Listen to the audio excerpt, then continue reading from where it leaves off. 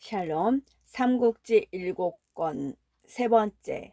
내일 서쪽에 있는 교장에서 내가 군사를 점거하고 있을 테니 그대는 장송을 데리고 그리로 오도록 하라. 저에게 우리 군사들의 굳세고 씩씩한 모습을 보인 뒤 그 주인에게 돌아가 전하도록 해야 한다. 내가 곧 강남으로 내려가 서천을 차지하리라고. 하지만 양수는 조조가 그나마도 다시 장송을 보내겠다고 하는 게 다행스러웠다. 자신이 아는 장송의 재주라면 얼마든지 조조의 마음을 사로잡을 수 있으리라 여겨 두 말 없이 조조의 명을 따랐다. 다음 날이었다. 양수는 장송을 데리고 서편에 있는 교장으로 갔다. 조조는 5만의 호위병을 그곳에 벌려 세우고 장송을 기다리고 있었다. 조조가 가장 아끼는 부대라 그런지 실로 그 위용은 보는 이를 놀라게 할 만했다. 장졸들의 갑옷은 번들거리고 그 안에 받쳐 입은 점포도 울긋불긋 찬란하기 그지없었다.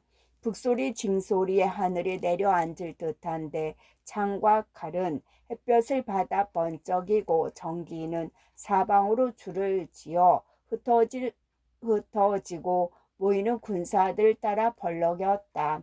그 기세가 어찌나 대단한지 마치 사람과 말이 하늘로 치솟는 것 같았다. 장송은 찌푸린 눈으로 그런 호위병들을 바라보았다. 한참 뒤에 조조가 장송을 부르더니 벌려선 군사들을 손가락질하며 물었다. 그대의 서천에서도 일찍이 이 같은 영웅들을 보았는가? 어느 정도 장송의 기가 질렸으리라 믿어 물은 것이었지만 조조의 잘못된 생각이었다. 장송은 곁에서 듣는 사람이 민망할 만큼 차갑게 대꾸했다. 우리 촉에서는 일찍이 이처럼 대단한 군사를 본 적이 없습니다. 다만 인의로 백성을 다스리는 걸 보아왔을 뿐입니다. 그 말에 조조는 낯빛이 싹 변했다. 그러나 장송은 조금도 두려워하는 빛이 없었다. 급해진 양수가 눈짓으로 장송을 말려 더는 조조의 심기를 건드리지 못하게 했지만 소용없는 일이었다. 나는 전하의 쥐새끼 같은 무리들을 불이나 지푸라기쯤으로는 안 본다. 나의 대군이 이르면 싸워서 이기지 않음이 없고 쳐서 빼앗지 못함이 없었다. 나를 따르는 자는 살고 나를 거스리는 자는 죽게 됨을 그대는 알고 있는가? 장송의 말에 기분이 상할 대로 상한 조조가 위협하듯 그렇게 물었을 때였다. 장송은 양수의 눈짓도 못 본 채 하고 오히려 빈정거림까지 섞어 맞받았다. 승상께서 군사를 몰아 이르신 곳마다 싸우면 반드시 이기시고 지면 반드시 빼앗은 것을 저도 잘 압니다. 지난날 복양에서 여풀을 치실 때며 완성에서 장수와 싸우실 때며 적벽에서 주요와 부딪히셨을 때며 화용도에서 관우를 만나셨을 때 그리고 동간에서 수염을 자르고 입은 옷을 벗어 던지실 때와 배를 빼서 타고 화살을 피하며 위소를 건너실 때가 그랬습니다. 이는 모두 하늘 아래 승상께 맞설 자가 없음을 보이는 게 아니겠습니까? 늘어놓는 게 모두 조조가 가장 잠담하게 진 싸움들이고 보니 조조는 더는 참을 수가 없었다. 더벅머리 선비놈이 어찌 감히 나의 아픈 곳만 건드리느냐. 그게 노한 조조가 그렇게 장송을 꾸짖은 뒤 좌우를 돌아보며 소리쳤다. 무엇들 하는가? 어서 저놈을 끌어내다 목을 베어버리라. 놀란 양수가 나서서 조조를 말렸다. 장송의 죄는 죽어 마땅하나 그는 멀리 조고로부터 조공을 바치러 들어온 사람입니다. 장송을 죽이셨다가 멀리는 그곳 백성들의 인심을 잃게 될까 두렵습니다. 그래도 조조는 성난 기색을 풀지 않은 채 장송을 목뺄 것만 재촉할 뿐이었다. 순욱이 다시 양수의 변을 들었다. 양덕조의 말이 옳습니다. 사신을 목베어 서천 사람들의 원망을 사서는 아니 됩니다. 그제서야 조조가 영을 바꾸었다. 저 더벅머리 선비놈의 버러지 같은 목숨을 붙여줘라. 하지만 몽둥이질로 저놈의 요망한 입을 다스린 뒤에 내쫓아야 한다. 그 순간이 바로 스스로 다가온 전하의 3분의 1을 몽둥이질에 내쫓는 순간이라는 것을 조조는 전혀 모르고 있었다. 조조에게 흠씬 두들겨 맞고 그날 밤으로 허도를 나선 장송은 서천으로 돌아가는 길을 잡았다. 그러나 아무래도 그냥 돌아갈 수는 없어 발길을 멈추고 가만히 생각했다. 나는 원래 서천의 주와 현을 모두 조조에게 바치려고 왔건만 조조가 이렇게 사람을 함부로 대할 줄 누가 알았으랴. 내가 올 때 유장 앞에서 그렇게 큰 소리를 쳤으니 아무 얻을 것 없이 이대로 돌아가면 틀림없이 서천 사람들의 비웃음을 사게 될 것이다. 내가 듣기로 경주의 유현덕은 인의로 널리 세상에 알려진 사람이라 하니 차라리 그쪽을 거쳐 돌아가는 길을 잡아보는 게 낫겠다. 가다가 유현덕을 만나 그가 어떤 사람인지 알아보기나 하자. 그를 만나보면 그 다음에 내가 한 일도 절로 가늠이 설 것이다. 그리고 말머리를 돌려 형주로 향했다. 장송이 그 종자들과 함께 형주 땅으로 가다가 영주 조입에 이르렀을 때였다. 문득 한때의 인마가 맞은편에서 달려오는 내 줄잡아 500기는 넘어 보였다. 앞선 장수가 가벼운 차림으로 말을 달려와 공손하게 물었다. 오시는 분은 익주의 장별가가 아니십니까? 그렇소이다. 차림이나 말투로 보아 자신을 해치러 온 것 같지는 않아 장송이 바로 대답했다. 그러자 그 장수가 황망히 말해서 내려오더니 더욱 목소리를 부드럽게 하여 스스로를 밝혔다. 조은이 군사들과 더불어 이곳에서 기다린 지 오래되었습니다. 그 말에 장송도 얼른 말에서 내려 답례를 하며 물었다. 그렇다면 바로 그 상산의 조자룡 장군이 아니시오? 그렇습니다.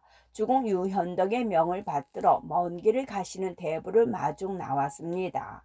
잠시 말을 쉬게 하시고 우리 주공께서 특히 저를 시켜 보내신 술과 드실 것을 거두어 주십시오. 조은이 그렇게 말하고 뒤를 돌아보자 따라온 군사들이 장송 앞에 엎드려 술과 고기를 올렸다. 장송은 속으로 은근히 놀랐다. 사람들이 말하기를 유현덕은 너그럽고 어질며 나그네를 잘 대접한다더니 정말 그렇구나. 그러고는 기꺼이 보내온 음식을 받은 뒤 조은과 더불어 술잔까지 나누었다. 조은은 그 뜻밖의 마중을 유비의 덕으로 돌렸으나 실은 모든 것이 제갈 공명의 솜씨였다. 진작부터 허도에 심어둔 세작들을 통해 장송이 당한 일을 듣고 그같이 안배를 해둔 터였다. 장송이 조은과 술 몇 잔을 나눈 뒤 말머리를 나란히 하고 형주 땅으로 들어서니 어느새 날이 저물고 있었다. 앞에 한 역관이 보이는데 문 밖에 100여 명의 사람이 두 손을 모은 채 서서 기다리다가 북을 치며 장송을 맞아 들였다. 한 장수가 말 앞에 나타나 예를 표하며 말했다. 형님의 명을 받들어 이 관 아무개가 마당을 쓸고 술을 마련해 기다린 지 오래됩니다. 아무쪼록 대부께서는 먼 길을 오시느라 덥게 앉은 먼지를 털어버리시고 이곳에서 하룻밤 편히 쉬도록 하십시오. 장송은 더욱 감격했다. 얼른 말에서 내려 답례를 한 뒤 관우 조은과 더불어 역관 안으로 들어갔다. 세 사람이 자리를 잡고 앉기 바쁘게 술과 밥이 들어왔다. 한눈에 정성을 다해 마련한 것임을 알 수 있을 만큼 정갈하면서도 푸짐한 상차림이었다. 거기다가 조조에게 모진 몇 가지 맞고 쫓겨난 장송이고 보니 그 환대가 어느 때보다 돋보이지 않을 수 없었다. 장송은 관우와 조은이 번갈아 권하는 술잔을 흥겹게 받다가 밤이 깊어서야 잠자리에 들었다. 다음날 장송은 일찍 아침상을 물리고 말에 올랐다. 관우와 조온이 500여 기와 더불어 장송을 호위하듯 뒤따랐다. 그런데 겨우 4~5일이나 갔을까 다시 한때의 인마가 맞은편에서 달려오는 게 보였다. 유비가 엎드린 용이라는 제갈 양과 새끼 봉이라는 방통을 데리고 몸소 장송을 맞으러 달려 나온 것이었다. 유비는 장송을 알아보자 먼저 말에서 내려 장송이 다가오기를 기다렸다. 그가 유비라는 것을 알아본 장송도 황망히 말에서 내려 유비 앞으로 나갔다. 오래전부터 대부의 높으신 이름은 우레소리처럼 들어왔습니다만 한스럽게도 구름 낀 산이 첩첩이 막혀 있어 가르침을 들을 길이 없었습니다. 다행히 이번에 이곳을 지나 돌아가신다는 말을 들었기로 이렇게 나와 맞을 수 있게 되었습니다. 이 몸이 어리석다 버리시지 않으신다면 비록 보잘것없는 고을이나 잠시 이곳에 쉬어 가시는 게 어떻겠습니까? 덕분에 오랜 우러름과 사모함에서 온 제 마음속의 목마름을 풀 수 있다면 그보다 더한 다행이 없겠습니다. 서로 예가 끝난 뒤 유비가 정했다. 조조와는 하늘과 땅의 차이만큼이나 다른 정중함이었다. 감격한 장송은 기꺼이 유비의 정을 받아들였다. 곧 말에 올라 유비와 말 고삐를 나란히 하고 형주 성 안으로 들어갔다. 부중에 이른 뒤에도 유비의 정중함과 은근함은 한결같았다. 장송은 당 위로 불러앉히고 잔치를 열어 정성껏 대접했다. 술잔이 오간 지 한참이 지났으나 유비는 한가로운 얘기만 늘어놓을 뿐 서천에 관한 일은 입끝에도 올리지 않았다. 유비의 환대가 서천 때문이라 짐작하고 있던 장송 쪽이 오히려 은근한 조바심이 일지경이었다. 지금 황수께서 다스리는 형주는 몇 군이나 됩니까? 기다리다 못한 장송이 다른 얘기 끝에 슬쩍 퉁겨보았다. 곁에 있던 공명이 어두운 얼굴로 유비를 대신해 그 말을 받았다. 형주는 동호로부터 잠시 빌려 쓰고 있는 땅일 뿐입니다. 그것도 동호에서는 걸핏하면 사람을 보내 내놓으라고 야단이지요. 다행히 우리 주공께서는 손시가에 사위인 까닭에 그럭저럭 버텨 이렇게 몸을 담고 있는 것입니다. 동호는 6군 여든한 고를 차지하여 백성들은 억세고 나라는 넉넉하건만 그래도 만족할 줄 모른다 말씀입니까? 장송이 단박 의기가 동해 자신도 모르게 목소리를 돋우었다. 이번에는 방통이 나서서 대꾸했다. 우리 주공은 한 왕실의 황숙이시건만 오히려 한 조각 땅도 차지하지 못하고 다른 자들은 모두 하늘 좀먹는 도적들이건만 힘으로 넓은 땅들을 차지하고 있소이다. 뭘 좀 아는 사람이면 마땅히 불평을 품을 만한 일이 아니겠습니까? 그제서야 유비가 그 이야기에 끼어들었다. 두 분께서는 더 말씀 마시오. 내게 무슨 덕이 있다고 이보다 더 많은 것을 바라겠소. 마치 땅을 차지하는 다툼에는 조금도 관심이 없다는 두였다. 오히려 그 말을 받는 장송이 더 열을 내었다. 그렇지 않습니다. 명공께서는 한시대 집안 어른이시오. 인위로 안팎에 널리 알려진 분이십니다. 주나 군을 차지하시는 것은 말할 것도 없고 나아가 대통을 이어 천자의 자리에 앉으셔도 분에 넘치는 일은 되지 않을 것입니다. 실로 엄청난 소리였으나 그래도 유비는 작은 흔들림조차 보이지 않았다. 다만 겸손하게 두 손을 모으며 자신을 크게 보아주는 장송에게 감사할 뿐이었다. 공의 말씀은 너무도 지나치시오. 이비가 어찌 그런 말씀을 감당할 수 있겠소. 그리고 그로부터 사흘이나 장송을 위해 잔치를 베풀면서도 서천의 일은 2번 다시 꺼내지 않았다. 잊고 장송이 떠나는 날이 되었다. 유비는 십리박 정자에다 다시 크게 잔치를 벌여 떠나는 장송에게 마지막 정을 나타냈다. 고맙게도 대부께서 버리시지 않고 사흘이나 머물러 주시어 많은 가르침을 받았소이다.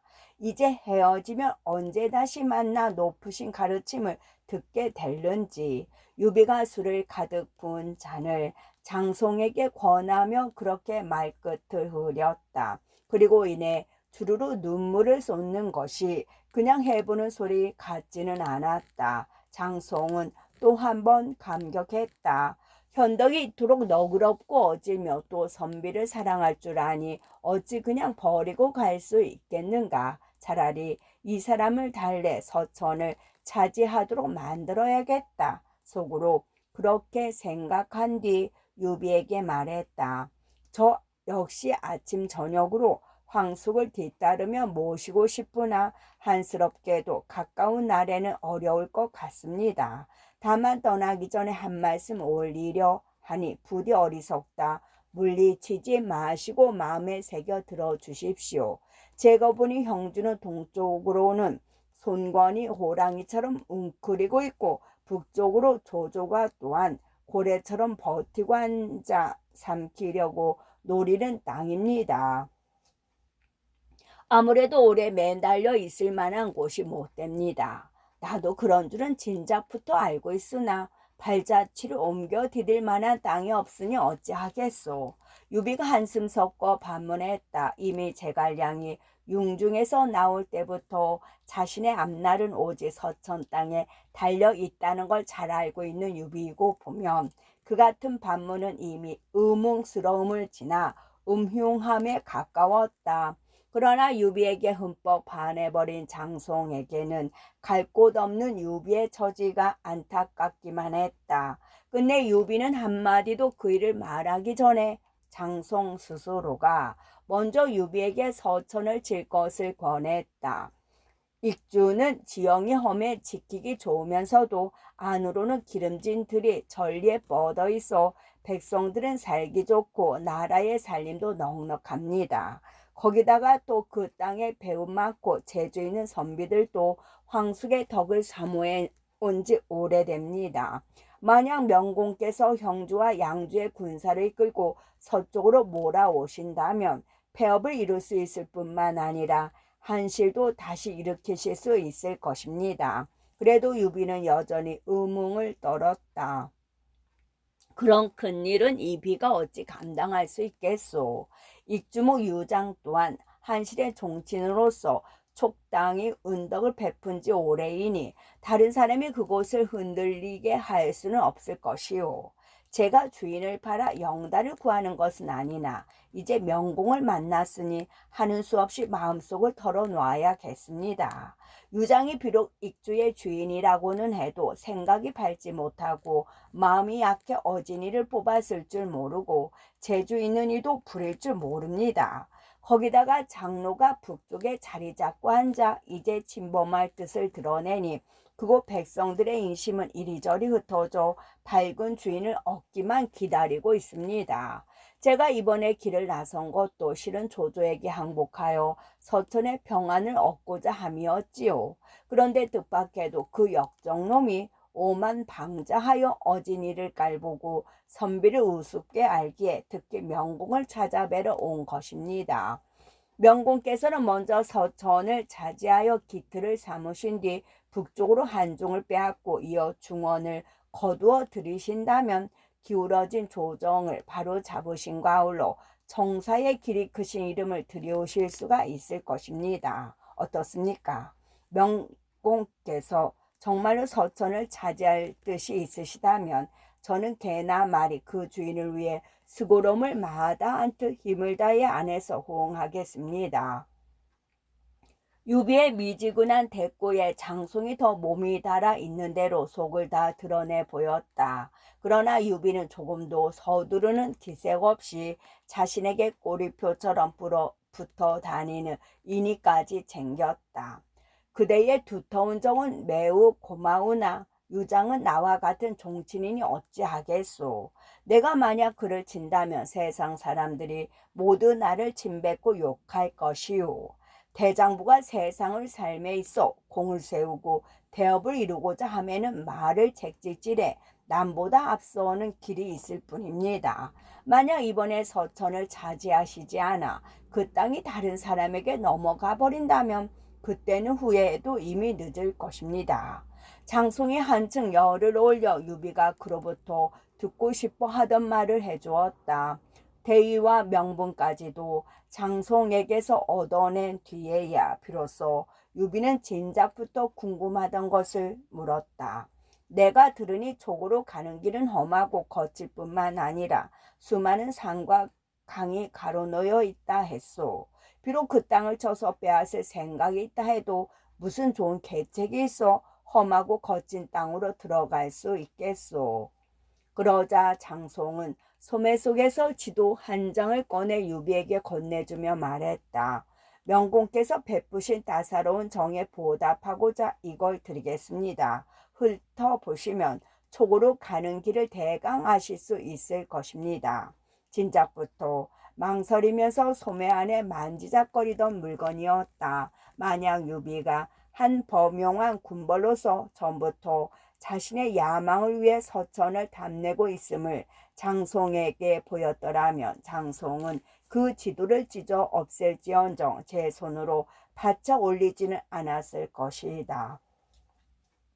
유비는 애써 기쁜 빛을 감추고 장송이 준 지도를 펴서 찬찬히 살폈다. 지도에는 촉으로 들어가는 길은 말할 것도 없고 가깝고 멀미며 넓고 좁은 데다 산과 물이 험한 곳과 군사를 부림에 있어서 요지인고 그리고 곳곳에 성읍에 있는 곡식과 돈이며 지키는 장수의 이름과 군사들의 머릿수까지 하나하나 모두 적혀 있었다.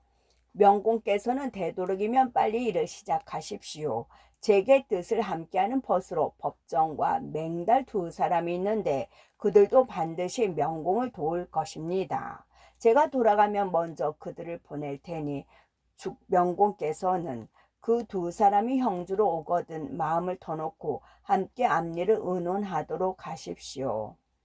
무엇에 내몰린 듯 장송이 아직도 말없이 지도만 들여다보고 있는 유비에게 재촉하듯 말했다. 그제서야 유비도 두 손을 모으며 고마움의 뜻을 나타냈다. 푸른 산은 늙지 않고 맑은 물은 길이 흐를 것이외다. 뒷날 일이 뜻대로 이루어지면 반드시 이 큰 가르침에 두터운 보답을 하겠소. 상대편이 감동되어 자신이 필요로 하는 것을 그 편에서 스스로 바치게 만드는 것. 보기에 따라서는 험한 계략 같기도 하지만 유비에게는 어쩌면 타고난 인품 같은 것인지도 모를 일이었다. 장송이 벌쩍 뛰며 손을 저었다. 이 송은 밝은 주인을 만나 기쁨을 이기지 못해 알고 있는 바를 모조리 말씀드렸을 뿐입니다. 어찌 뒷날에 보답을 바라 그리했겠습니까? 그러고는 서둘러 작별을 고했다. 제갈 공명은 운장에게 군사를 이끌고 장송을 호위하게 했다. 유비를 위해 장송이 그 누구보다 소중함을 잘 아는 운장은 한낱 부장이나 해야 할 일임에도 불구하고 두말 없이 장송을 호위하여 수십 리 밖까지 바래다 주고야 돌아왔다. 익주로 돌아간 장송은 먼저 가까운 벗인 법정부터 찾았다. 법정은 자료효직이라 하며 우부풍군 사람이었다. 일찍이 어린 선비로 우러름을 받던 법진의 아들인데 그 또한 재주와 지식으로 널리 이름을 얻고 있었다. 장송은 그 법정을 보고 말했다. 조조는 어진이를 가볍게 보고 선비를 함부로 대접하니 걱정은 같이 나눌 수 있어도 즐거움을 함께할 수 없는 사람일세. 하지만 유황숙은 그와 달라. 나는 이미 그분께 익주를 바치기로 했네. 그 때문에 자네와 함께 의논하고자 왔는데 자네 생각은 어떤가? 나도 유장의 무능함을 보고 마음속으로는 유황숙을 생각한 지 오래일세. 우리 두 사람이 모두 한 마음이니 새삼 의논할 게 무엇 있겠나. 법정이 선뜻 그렇게 대답했다. 장송뿐만 아니라 법정까지도 원래의 주인에게서 충성을 거둔 지 오래였던 듯했다. 뜻이 같음을 안 두 사람은 곧 구체적으로 유비를 위해 해야 할 일들을 상의하기 시작했다. 그런데 얼마 되지 않아 맹달이란 사람이 법정을 보러 왔다. 맹달은 자를 자경이라 쓰는데 법정과는 한 고향 사람이었다. 언제나 그러했듯 스스럼 없이 방문을 열고 들어서다가 장송과 법정이 남몰래 무슨 얘기를 주고받는 걸 보았다. 나는 이미 자네들 두 사람의 마음속을 알고 있네. 자네들은 우리 입주를 남에게 갖다 바치려는 거 아닌가? 맹달이 불쑥 큰 소리로 꾸짖듯 말했다. 두 사람은 깜짝 놀랐다. 아직 맹달의 속을 모르는 장송이 달래듯 말했다. 실은즉 그러네. 자네도 알겠지만 이미 유계옥은 글렀으니 누구에겐가 이 땅을 맡겨야 백성들이 보존되지 않겠나. 그러지 말고 우리와 함께 훌륭한 주인을 찾아 이 땅을 바치도록 하세. 그러자 맹달은 별로 망설이지 않고 대꾸했다. 유현덕이 아니면 이 땅을 바칠 수 없을 것이네. 도대체 자네들은 누구를 생각하고 있나? 바로 자네와 같네. 법정과 장송이 가슴을 쓸며 한꺼번에 대답했다. 그동안 서로 말은 안 했어도 세 사람이 마음속에 감추고 있던 생각은 결국 같았다. 이에 세 사람은 손뼉을 치며 큰 소리로 웃고 다시 의논에 들어갔다. 자네는 내일 유장을 보러 가야 하지 않는가? 그래, 어떻게 일을 해나갈 셈인가? 법정이 그렇게 묻자 장송은 미리 생각해 두었던 대로 대답했다. 나는 자네들 두 사람을 유황숙께 보내 사신으로 전거하겠네. 근데 애들은 형주로 가서 유황숙 밑에 있으면서 나와 손발을 맞추도록 하세. 알겠네. 그리만 되면 일은 한결 수월해지겠지. 법정과 맹달은 두말 없이 장송의 뜻을 따랐다. 법정과 맹달은 원래 서천 사람들이 아니었으나 기근을 피해 그곳으로 옮겨 산 뒤로 오래 유장을 섬겨온 터였다. 벼슬은 그리 높지 않아도 유장이 믿고 기대는 그들까지 그 모양이니 이미 유장의 서촉은 무너지기만을 기다리는 집이나 다름없었다. 그러나 유비 쪽에서 보면 서쪽은 부르기도 전에 절로 다가온 땅이었다. 서쪽으로 뻗는 왕기. 다음 날이 되었다. 장송은 아무 일도 없었던 듯한 얼굴로 유장을 보러 들어갔다. 속을 졸이며 기다리던 유장은 장송을 보자마자 물었다. 가던 일은 어찌 되었는가? 조조는 한실의 역적으로 전하를 뺏으려고 꿈꾸는 자라 더불어 말할 위인이 못됐습니다. 그리고 이미 우리 서천을 뺏을 마음을 먹은 지 오래된 것 같았습니다. 장송은 조조에게 당한 욕을 분풀이 하려는 듯 한껏 헐뜯어 말했다. 조조에게 한가닥 희망을 걸고 있던 유장은 그 말에 금세 얼굴이 흐려지며 거듭 물었다. 그렇다면 이제 어찌해야 되겠나? 주공께서는 너무 걱정하지 마십시오. 제게 한 가지 계책이 있어 장로와 조조가 우리 서천을 가볍게 침범하지 못하게 할 수 있습니다. 그게 무슨 계책인가? 조조를 만나러 가기 전에도 장송이 그런 큰 소리를 친 적이 있어 못 믿어온지 유장이 살피는 눈으로 장송을 보았다. 장송은 짐짓씩씩한 어조로 유장을 안심시켰다. 형주에 있는 유황숙은 주공과 같은 종친일 뿐만 아니라 사람 되며 어질고 너그러워 장자의 풍도가 있었습니다. 적벽의 싸움 뒤로 조조도 그의 이름을 들으면 간담이 서늘해진다는데 하물며 장로이겠습니까? 주공께서는 유황숙께 사신을 보내 화친을 맺으시고 그분으로 하여금 밖에서 우리를 돕게 만드십시오. 조조와 장로가 한 덩어리로 뭉쳐서 밀려온다 해도 넉넉히 막아낼 수 있을 것입니다. 그 말을 들은 유장의 얼굴이 좀 밝아졌다. 한참을 생각하는 듯 하더니 다시 물었다. 나도 또한 마음속으로는 그리 생각한 지 오래되네. 그런데 사자로는 누구를 보냈으면 좋겠는가? 법정과 맹달이 아니면 이 일을 해내기 어려울 것입니다. 그 두 사람을 보내도록 하십시오. 장송이 미리 생각해 둔 대로 그렇게 대답했다. 유장은 그리 생각이 깊지 않은 사람이라 좌우를 한번 둘러보지도 않고 법정과 맹달을 불러들이게 했다. 법정은 형주로 가서 내가 써준 글 한 통을 유황숙께 전하고 우리를 도와 서천을 지켜주기를 정하라. 또 맹단을 골라 뽑은 군사 5천을 이끌고 가서 서천으로 들어오는 유현덕을 맞아들이도록 하라. 우리를 위해 싸워줄 사람이니 조금이라도 소홀히 대접해서는 아니 된다. 벌써 유비와 한편으로 굳게 맺어진 사이 같은 말이었다. 그때 한 사람이 얼굴에 비오듯 땀을 흘리며 방 안으로 뛰어들어와 소리쳤다. 잠깐만 기다려 주십시오. 주공께서 장송의 말을 들으시다가는 우리 서천의 41고을이 모조리 남의 손에 들어가고 말 것입니다.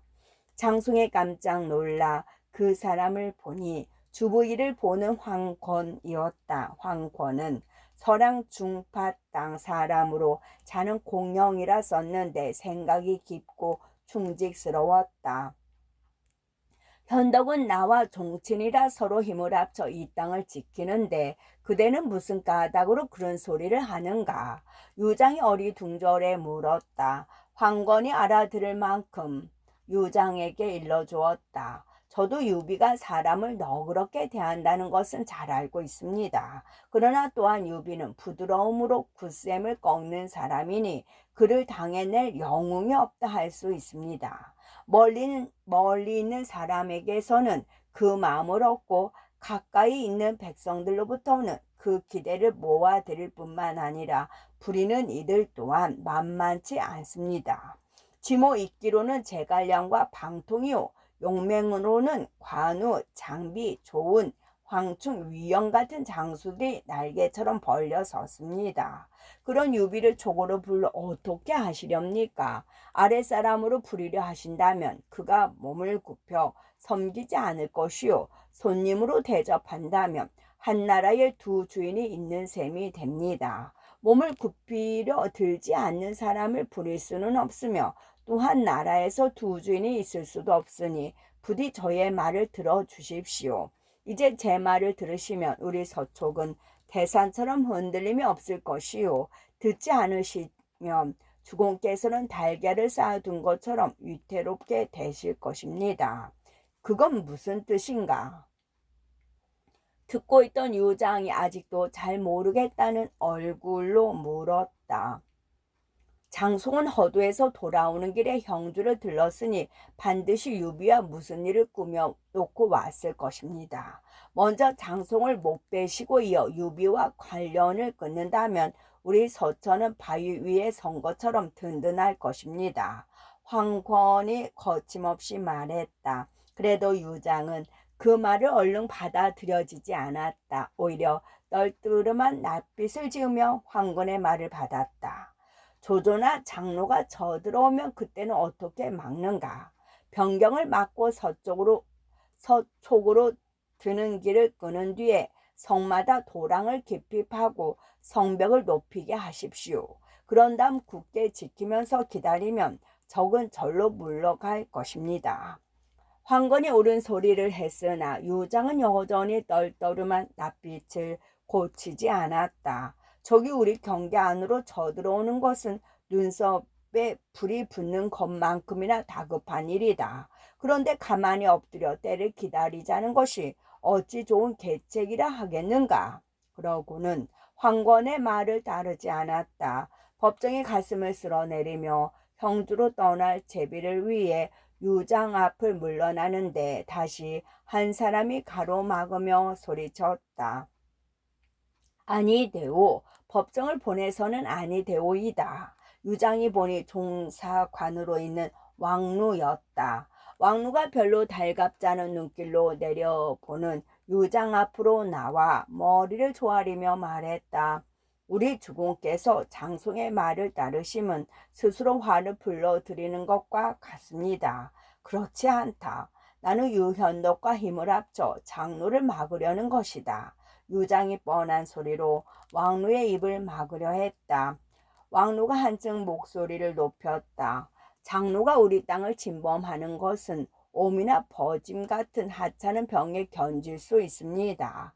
하지만 유비가 서천으로 들어오는 것은 가슴이나 염통이 썩는 큰 병과 다름없습니다. 더구나 유비는 세상이 다 아는 효웅으로 처음에는 조조를 섬기다가 금세 그를 해칠 마음이 들어 손권을 따랐고 이번에는 또 손권에게서 형조를 빼앗았습니다. 그의 마음씀이 그처럼 고약한데 어찌 그와 함께 계실 작정이십니까? 만약 이번에 유비를 불러들이신다면 우리 서천은 이만 끝장을 보고 말 것입니다. 그 말에 장송은 다시 가슴이 뜨끔했으나 고맙게도 유장이 대신 나서 왕루를 꾸짖어 주었다. 시끄럽다. 더는 어지러운 소리 하지 마라. 현덕은 나와 피를 같이 한 종친인데 어찌 나의 기업을 빼앗겠느냐. 그리고 황권과 왕루를 모두 끌어내게 한 뒤 법정에서 떠나기를 재촉했다. 익주를 떠난 법정은 빠른 길을 골라 형주로 갔다. 유비를 만나보고 엎드려 절한 뒤 유장이 보낸 편지를 바치는데 유비가 뜯어보니 이러했다. 집안에 아우되는 유장은 현덕 형님께 2번 절하며 이 글을 올립니다. 우레 같은 이름을 엎드려 사모한 지 오래나 촉당의 길이 험하고 거칠어 예물을 갖추지 못했으니 실로 두렵고 부끄럽기 그지없습니다. 제가 듣기로 기륭간에 서로 구해주고 걱정과 어려움이 있을 때 서로 돕는 것은 벗사이에도 당연한 일이라 하거늘 하물며 같은 피를 나눈 족친 간이겠습니까? 지금 장로는 북쪽에서 군사를 일으켜 아침 저녁으로 제 땅을 침범하니 이 마음이 몹시 불안합니다. 이제 한 자투리 글을 올려 감히 들어주시기 바라오니 부디 같은 종친의 정과 형제의 의를 저버리지 마시고 도와주십시오. 대군을 일으켜 미친 도적들을 저 없애시고 저희와 더불어 입술과 이처럼 서로 돕고 의지하게 되면 그 또한 뜻 있는 일이 아니겠습니까? 글로는 이 간곡한 뜻을 다 전할 수 없으니 다만 기다리는 것은 형님께서 하루바삐 군사를 실은 말과 수레를 이끌고 이곳으로 오시는 일뿐입니다. 그 글을 읽은 유비는 몹시 기뻤다. 이제는 같은 종친의 땅을 힘으로 빼앗았다는 말을 듣지 않게 될 구실이 생겼을 뿐만 아니라 그 싸움에 허비될 군사와 재물도 크게 줄일 수 있게 된 까닭이었다. 이에 유비는 융숭한 잔치를 벌여 법정을 대접하고 장송에 못지않게 은근한 정을 보였다. 법정도 이미 들은 말이 있는지라 별로 몸을 사리지 않고 유비가 권하는 잔을 받았다. 술이 몇 순배 돈 뒤었다. 유비는 문득 곁에 있던 사람들을 모두 물러가게 하고 법정에게 나아지게 말했다. 효직의 높은 이름은 우러른지 오래인데다 얼마 전에는 또 장별가에서의 공의 깊은 덕을 기리는 말을 많이 들었소. 이제 공을 바로 앞에 두고 가르침을 받게 되었으니 내 평생의 큰 자랑거리가 되겠소이다. 구석진 족당에 끝.